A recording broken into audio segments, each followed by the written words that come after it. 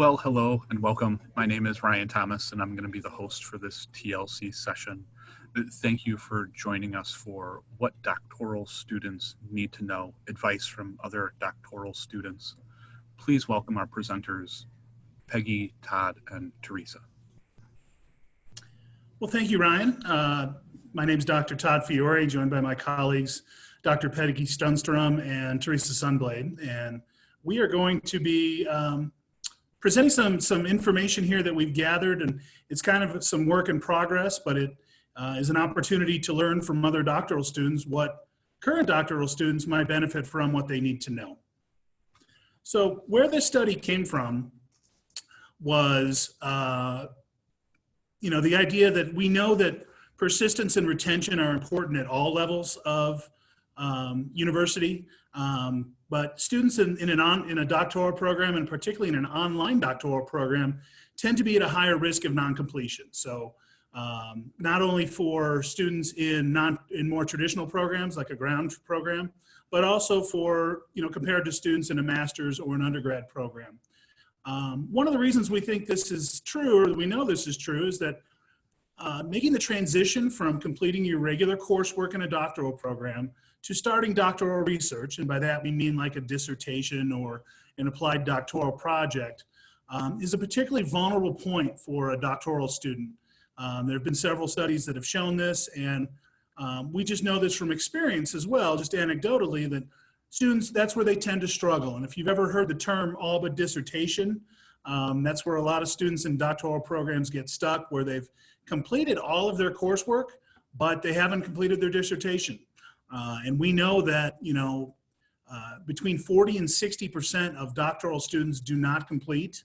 And we are always looking for ways to not only increase persistence and retention, but in a doctoral program, it's also important that we look at progression. It's not, because of the research nature of the degree, we want to make sure that students are always progressing towards where they need to be in terms of competencies to be able to complete their dissertation or applied doctoral project. Another reason, we wanted to conduct this study is because online doctoral degree programs are growing, and they're growing quickly. So understanding factors contributing to an online doctoral student success is important. So what do we know about factors that influence doctoral success? What do we know already? Well, first of all, and you're going to find these are very similar to some factors that you'd see in any type of online program, but instructors and pedagogy are important.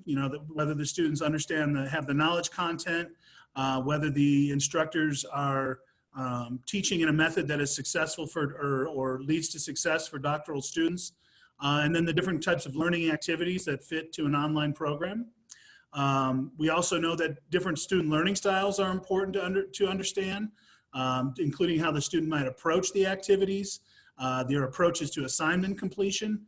We know that it's different than in a traditional program being in an online setting. Academic preparation of the student prior to starting a doctoral program. This is very important to students at Ashford because we have a more open enrollment type policy. A lot of doctoral programs, particularly ground programs, are much more selective. One of the things at Ashford is that we give students the opportunity. So whereas they may not have an opportunity to matriculate into a doctoral program in other places, we want to give them that chance. However, we know that in some cases these students may not have the same academic preparation and may have to do some catch-up work to be able to complete their doctoral research. And then, as with all students, there's a level of personal commitment and drive. Some people call it grit, some people call it many different things, but in terms of a student's motivation, those vary from student to student, and that certainly can influence their ability to successfully complete a doctoral program. There are also some theoretical models looking at things like social integration with the institution. How does the student relate to not only the instructors they work with, but their peers, and then also the field of study that they're looking at.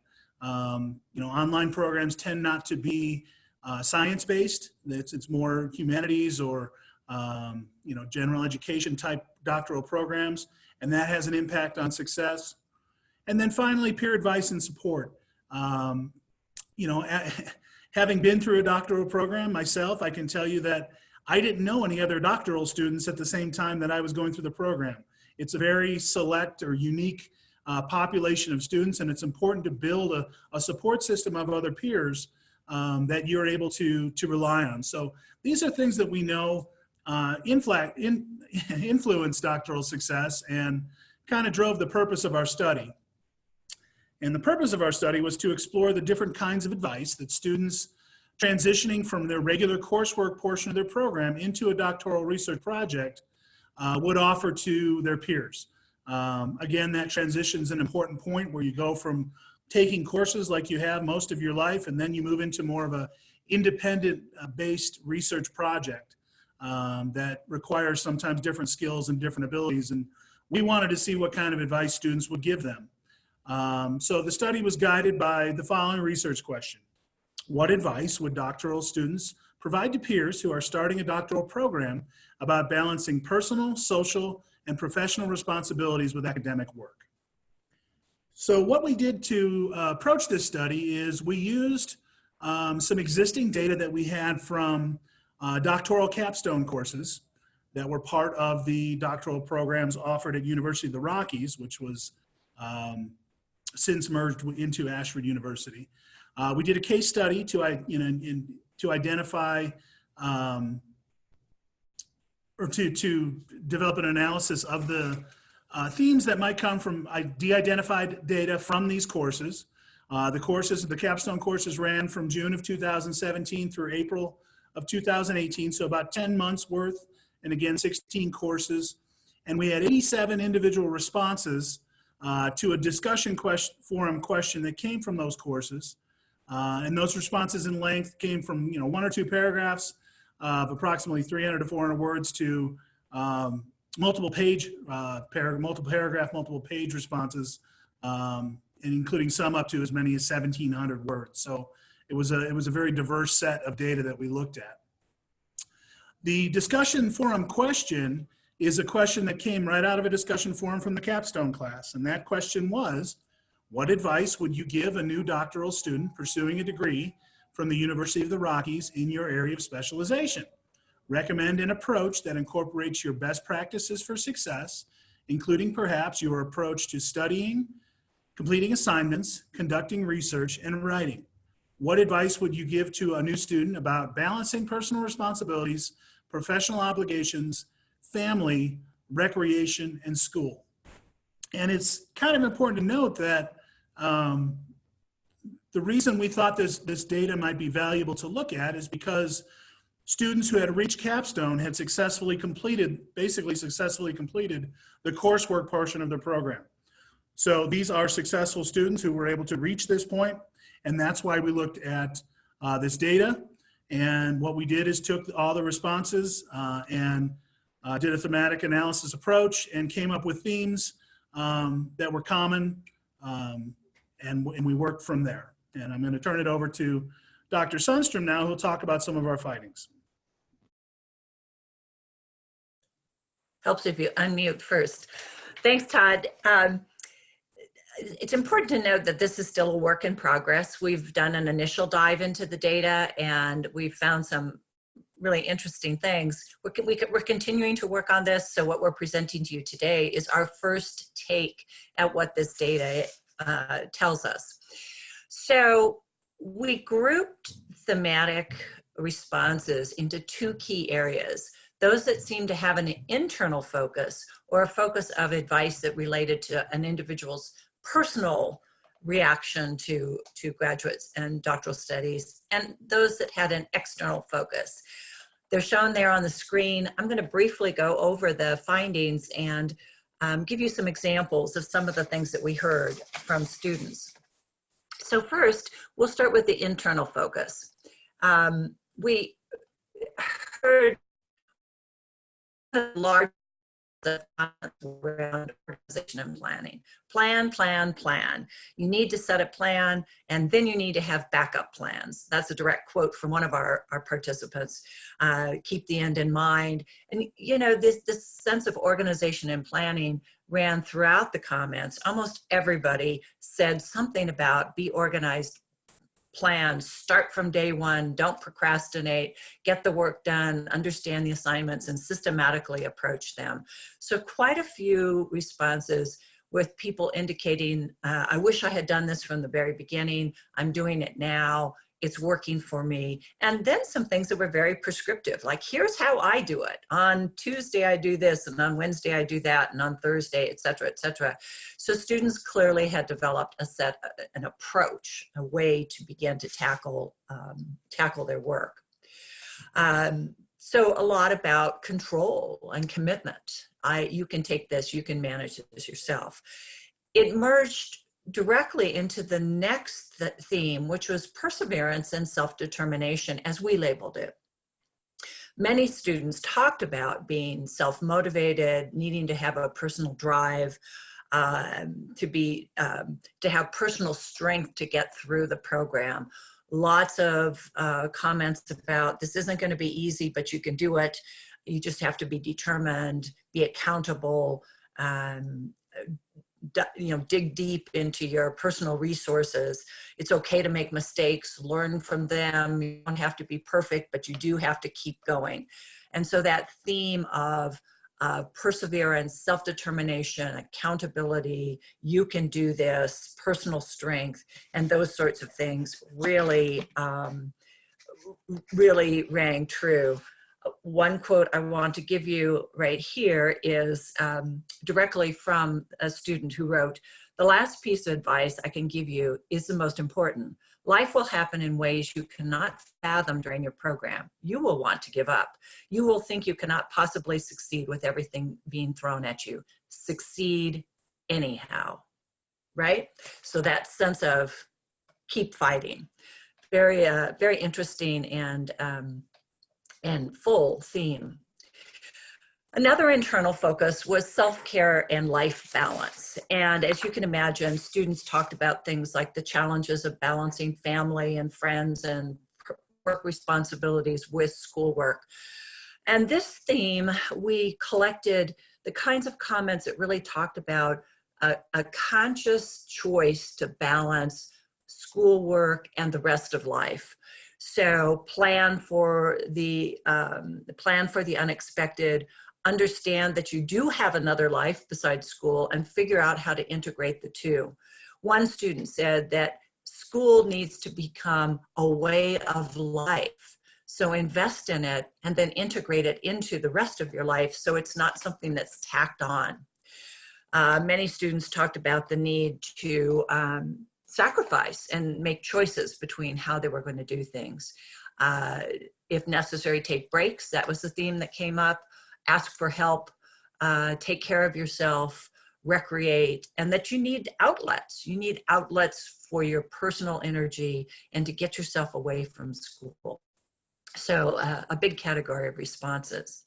And finally, in the internal focus category, academic skills, and students were pretty clear and sometimes pretty strong in their advice to their colleagues when they said, look, if you don't read effectively and you don't know how to write and you have trouble with critical thinking, you're going to struggle here. So get some help, ask for help.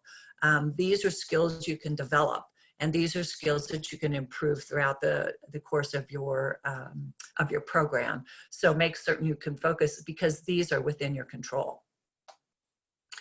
Now, the next set of themes had an external focus, and you'll see some connections here in terms of engagement and relationships. So the first category on the screen is to develop strong relationships with faculty. Students saw the advisability of getting to know faculty personally, finding faculty who would support them, finding faculty who would answer their questions and help them along. Many students mentioned the in-residence experience as an opportunity to get to know faculty and to ask questions and to have a connection with the university. So an important category there. Engagement with family and friends was another huge group of comments.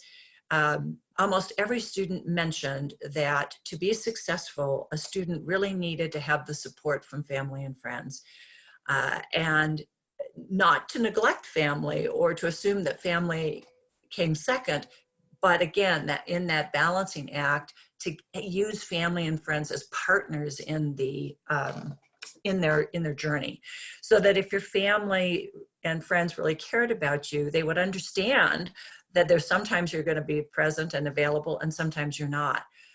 Some students said things like, so apologize in advance. You're going to miss dance recitals and soccer games and maybe even your anniversary if you have a paper due, but that's what you need to do to get there. So lots of concern about not wanting to let people down, but also strategies for juggling demands. And again, many students offered kind of a, you know, here's when I do my classwork, here's when I do my personal time. Several students had information that said, gee, on whatever night of the week, we have family night. We unplug our phones, we bring in pizza, we don't do any classwork, we just focus on the family, or we go out to a movie. So this was obviously of concern to our students and something that they wrote many comments. Also in the external focus, having support from boss and a coworker.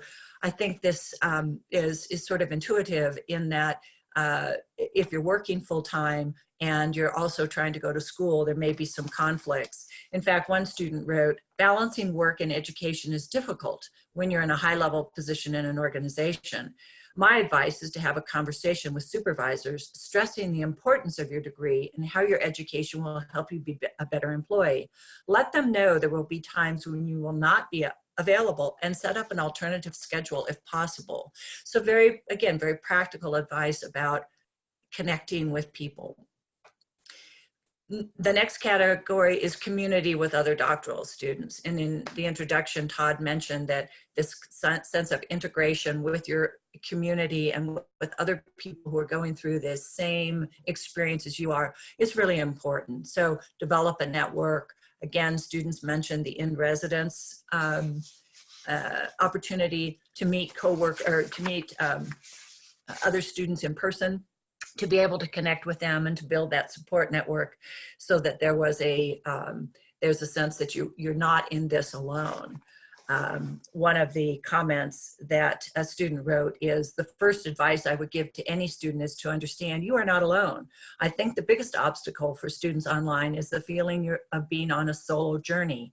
Reach out to other students, instructors, and advisors. Some will respond and others will not. But if you can just get one or two that are available, you will have that support. Family and friends may try to support you, but they cannot understand the journey like someone who is there. So again, real practical advice.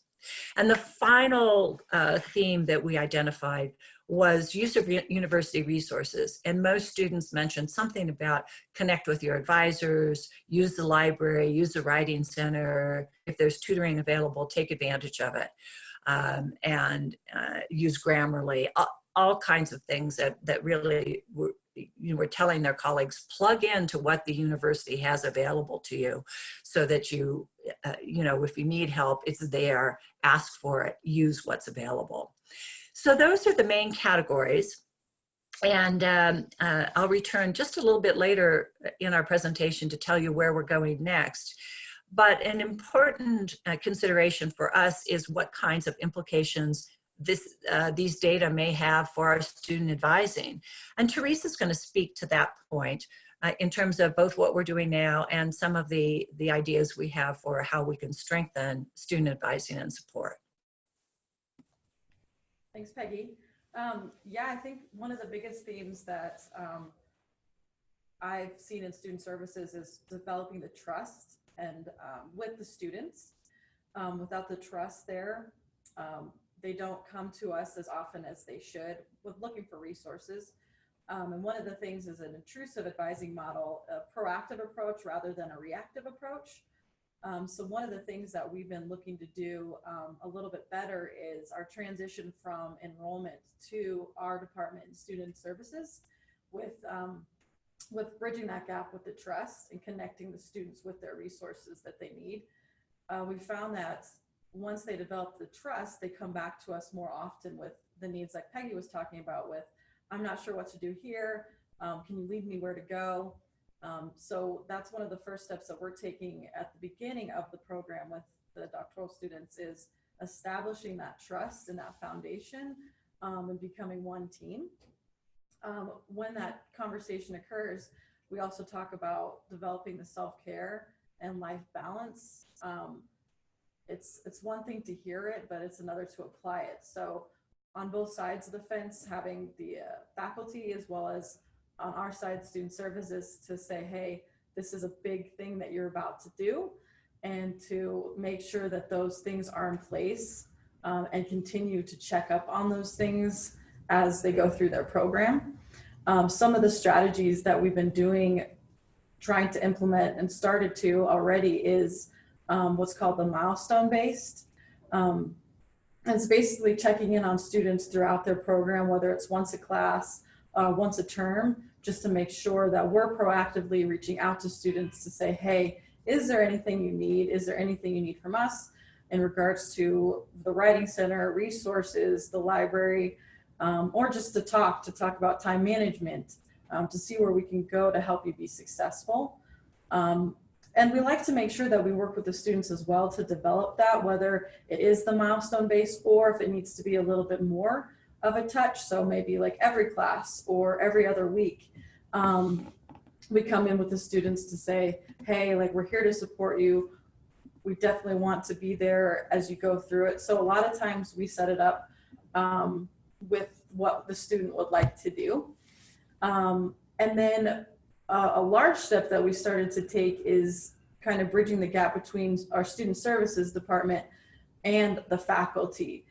Just from my experience as an advisor beforehand, you can tell the difference between when there's a gap there between where we can't really facilitate with the faculty and when we can. And it really helps the students to succeed when they can see like, okay, so my advisor as well as my faculty member are on the same page and we're all one, trying to get our student to be successful. So I think part of the next steps would be to take that a step further, CC each other on emails when we're talking with the student, making sure we're on the same team, introducing each other, and just kind of facilitating that interaction together to say, hey, did you talk to your instructor about this? What can I do to help facilitate that communication? From my experience, there's some students who feel intimidated by their instructors, who would rather go to their advisor, which is a great thing to do, but then it's our job to really facilitate that partnership to say, hey, they're here to help you succeed and they're the experts in this. So then also another thing is then facilitating their peers as well. I've noticed within the in-residencies, just the amount of cohesion that occurs there and how much they really lean on each other for support. Because like Peggy and Todd were saying earlier, it feels like they can feel like they're doing it by themselves. So with that peer support, it's very helpful. And on our side, it's another tool that we helped to show the students that they're not alone while they're going through this process.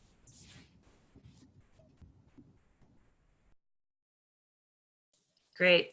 Thanks, Teresa.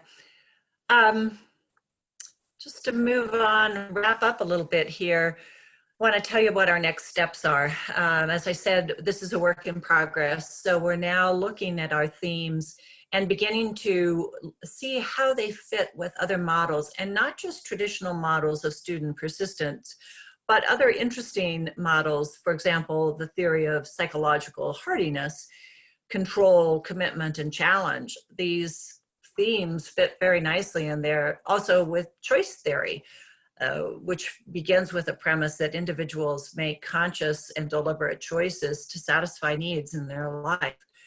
Of course, we do have theories like Tinto's theory of institutional departure, which talks about the importance of connection to institution and to institutional representatives. So we're looking to see if we can explain some of these themes by these other models and theories to give us a better picture. It's likely that we haven't identified anything entirely new, but perhaps confirming some of these other theories and models. We also know that we asked these questions of students at the time they were making the transition that Todd was talking about from formal coursework into doctoral research work. We're interested in talking to students after they've finished their doctoral research and see if some of these same kinds of, the same kind of advice and the same themes would persist, or if there would be new kinds of themes and new sorts of information that we could take a look at. So we're feeling like the findings align well with existing understanding. We want to collect some more data. This was secondary data. We didn't collect this new, but we may be reaching out and continuing the study. So just being conscious of time here, this of course is an academic presentation, so we have to have a list of references that you can take a look at if you're interested. And we're also very interested in having any questions or comments from you. That's how you contact us. Pretty straightforward, typical Ashford email addresses, but if you have questions, you can pop them in the chat now. I know we've had a couple in there. We have a few more minutes. We could entertain a couple more questions. Otherwise, thank you very much for attending, and please let us know if you have any additional questions. Thanks.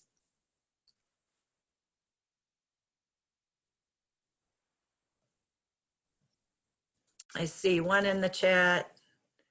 Interesting results. Great, terrific. And there's some comments in there if you wanted to read in the chat about our milestone approach.